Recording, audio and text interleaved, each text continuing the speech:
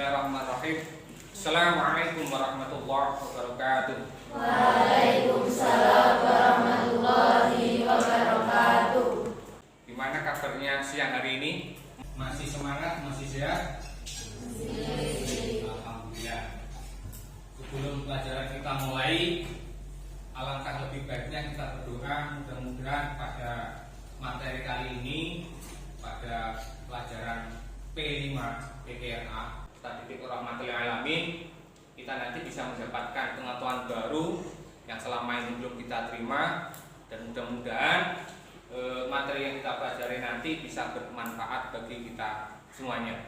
Berdoa dengan membaca suratul Fatihah. Kita mulai. Al-Fatihah. Amin ya rabbal alamin. Sebelum itu kita absensi dulu. Untuk hari ini yang tidak masuk ada berapa anak? Oke, karena semua sudah masuk, ini Mas, Mbak, untuk P5 PPRA itu memang materi baru di lembaga kita. Kita baru menerapkan di tahun ini. Nah, untuk ketemuan kita hari ini, saya ambil materi yaitu hidup berkelanjutan. Hidup berkelanjutan itu kesinambungan. Bagaimana kehidupan kita hari ini bisa berlanjut ke depan dan anak cucu kita itu bisa melanjutkan kehidupan seterusnya itu dengan baik. Nah, temanya itu adalah pengolahan sampah. Arti itu sampah? Sampah itu kotoran. Kenapa? Karena semakin banyaknya penduduk, padatnya penduduk, masalah sampah itu menjadi masalah besar, terutama di wilayah perkotaan. Tidak semua sampah yang kita keluarkan, kita beli, kita buang itu bisa langsung terurai di bumi. Contoh plastik. Terus contoh lagi apa itu? Kertas, minyak, apa itu yang bisa dipakai untuk buat makan itu? Apa itu? Styrofoam. Itu kan lama terurai. Belum lagi pampers, nanti pampers. Ada PVC, ada sampai. Itu kan sulit terurai.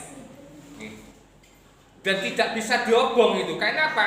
Karena di masyarakat kita itu berkembang pemahaman, keyakinan kalau pampers yang anak kecil itu nanti diobong, suluten, tahu suluten? Kulitnya monyo habis. Sehingga orang-orang yang memakai pampers itu tidak dipendam atau dibakar, justru dibuang ke sungai. Banyak apa enggak pakai? Pakai banyak kan? Jadi sampai ketika ke tempat-tempat apa itu, ke sungai, terutama di perkotaan itu kan banyak pampers yang terbuang, tidak terurai. Makanya ketika kita melihat fenomena yang demikian, banyak sampah yang berada di sekitar kita yang tidak bisa diuraikan di bumi, maka kita harus belajar bagaimana sampah-sampah itu kita tangani. Nanti kalau sampah-sampah itu tidak bisa kita manfaatkan, kita undang. Kalau masih sampah-sampah itu bisa dimanfaatkan, bisa dijadikan sesuatu barang yang bermanfaat, maka kita manfaatkan. Maka kita tanamkan kepada diri kita awak dhewe kabeh, anak didik kita atau adik-adik kita atau saudara-saudara kita, bagaimana menyiasati sampah-sampah itu bisa kita kelola dengan baik. Jangan sampai sampah itu menjadi masalah besar bagi kehidupan kita. Bahkan ambune sampah itu sudah luar biasa. Saya mengajak sampean semua bagaimana mengenal sampah, mengolah sampah di lingkungan madrasah. Saya yakin di lajine sampean itu banyak sampah. Jarang sampean itu membuang sampah pada tempatnya. Dibuang ke tempat sampah pun sampean belum mau memilah. Ini loh sampah organik, sampah non organik. Kalau sampai sudah menyadari ini sampah yang bagus bisa dikelola, bisa dimanfaatkan, itu bisa menjadi income kita, pendapatan kita. Bahkan itu bisa menjadi karya yang bagus, nanti bisa kita jual. Karya kita ini bisa kita perjualkan sehingga mendapatkan uang. Kalau kita mau kreatif. Gusti Allah itu senang dengan orang-orang yang taubat dan suka orang-orang yang menjaga kebersihan. Atau yang hadis yang paling sampai apal itu apa? An-nadzafatu minal iman. Kebersihan itu sebagian daripada iman. Ini loh yang perlu kita tanamkan. Kita camkan dalam hati kita bagaimana kita itu menerapkan dalam kehidupan sehari-hari. Bagaimana kita menjaga kebersihan tubuh kita, lingkungan kita maupun masyarakat kita. Kalau tiga komponen ini bisa bersatu, insya Allah masalah kotoran, sampah itu bisa terselesaikan. Ya, tempat minuman. Ini kalau kita kelola dengan bagus, maka kan bisa mendapatkan karya yang bagus. Tapi kadang kalaunya kita itu malas, kita buang, berserakan di luar di sekitar kita, tanpa kita manfaatkan. Kalau tempat ini kita kelola dengan baik, kita buat satu karya bisa menghasilkan sesuatu yang bagus. Ya, bersih juga kan mesti sehat. Bersih itu artinya apa? Orang yang bisa menjaga dirinya dari segala sesuatu yang membahayakan diri. Contoh, orang yang bersih bangun tidur minimal gosok gigi. Kalau mandi pakai sabun. Bersih, menjaga kebersihannya. Kenapa? Karena bersih itu nikmat yang diberikan Tuhan yang begitu luar biasa banyaknya. Yang kedua, sehat. Sehat itu apa? Lin. Sehat itu apa? Tidak sakit. Baik sakit jiwa maupun sakit mental.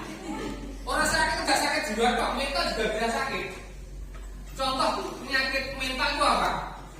ODGJ. Orang dalam gangguan jiwa. Kalau sehat jasmani berarti awalnya gak sakit, fisiknya gak sakit, mangan seneng, minum lasus. Ini kan makan gitu. Coba lah lingkungan sampai kotor. Ambune badak, mambu nyamuk, turune kasure apek, awak kutu, gak tau keramas, rambutnya apek, sikatane setahun bisa. Kita sadari atau enggak kita sadari pasti akan timbul penyakit. Contoh, lek sampean gak tau sikatan gigi, gitu. Untune kan mesti loro gigi. Nggih. Untune sampean mesti kro karena mau sergeme sampean gosok gigi. Bersih, sehat, dan yang penting itu apa? Beretika. Etika itu apa? Perilaku, sikap. Bagaimana kita itu bersikap? Maksudnya sikap beretika itu bagaimana kita itu bersikap, berperilaku, menjaga kebersihan kita, lingkungan kita, maksudnya madrasah, bisa lingkungan masyarakat kita. Kalau sudah itu kita tanamkan dalam hati kita bisa menjaga kesehatan, bisa menjaga kebersihan, terus apa kesehatan, maka lingkungan kita itu kan akan nyaman, enak tinggal. Sampai sini ada yang ditanyakan. Kalau kita sudah memahami dalam pemikiran kita bagaimana kebersihan, menjaga kebersihan, menjaga kesehatan, menanamkan etika ke dalam diri kita, maka untuk materi P5 PPLA selanjutnya saya akan meminta sampai nanti berkelompok mencari limbah-limbah atau barang-barang bekas yang ada di lingkungan madrasah, dibuat menjadi satu karya seni. Contoh, ini kan tempat minum. Kalau ini kita kelola dengan baik, bisa menjadi karya yang bagus. Contohnya bisa dijadikan tempat pensil, bisa dijadikan lampu, gitu. Botol-botol aqua, sendok-sendok atom itu nanti kita kelola, kita buat dengan baik sehingga menjadikan satu karya seni yang bagus. Tetapi sebelum kita nanti membentuk satu kelompok untuk pertemuan yang akan datang, kita harus mengenal mana sampah yang akan kita pakai, mana sampah yang tidak akan kita pakai. Kita memisahkan, gitu. Sampah organik itu apa toh? Sampah organik itu sampah yang dapat diuraikan, contohnya daun-daunan, gitu. Kalau anorganik, plastik, kayak ini, plastik terus apa itu bekas jajan di sampingan, itu kan sulit diuraikan di bumi. Maka untuk mengurangi penguraian yang sulit diuraikan oleh bumi, kita buat satu karya. Oke, kita lihat keluar.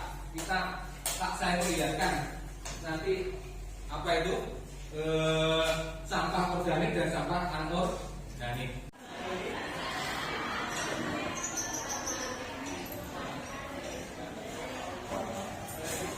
Tadi setelah kita tahu tempat sampah yang organik, anorganik, sekarang pertanyaannya, kamu sudah bisa belum membedakan mana toh sampah yang masuk kategori sampah organik dan sampah anorganik?